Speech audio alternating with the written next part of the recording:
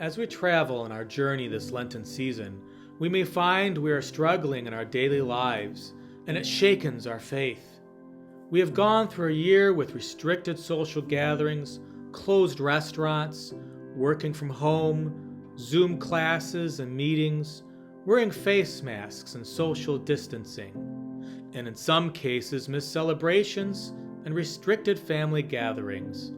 Like many families during the holidays, we like to gather together for dinner and spend time to reconnect with those extended family members that we haven't seen in a while.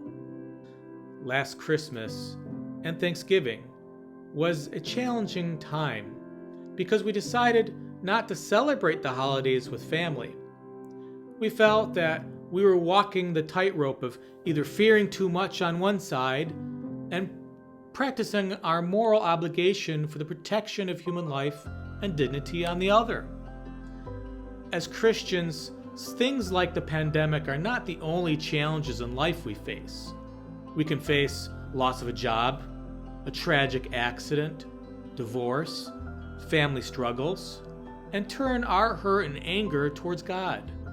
And no matter how lost or abandoned we feel, prayer is a powerful tool. There's a prayer that I use in times when I struggle with decisions, when I'm challenged in my faith, and when things seem to be going not as intended. It is a prayer by Thomas Merton, also known as the Prayer of Abandonment. Thomas converted to Catholicism and was ordained a priest in 1949. He was a writer, a theologian, and poet.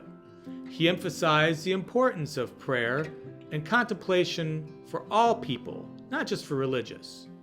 You can look up this prayer on the internet and either print it out or maybe keep it on your phone. I would like you to now close your eyes and listen to this prayer. My Lord God, I have no idea where I am going. I do not see the road ahead of me. I cannot know for certain where it will end, nor do I really know myself.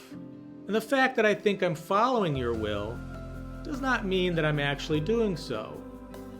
But I believe that the desire to please you does in fact please you, and I hope that I have that desire in all that I am doing. And I know that if I do this, you will lead me by the right road, although I may know nothing about it.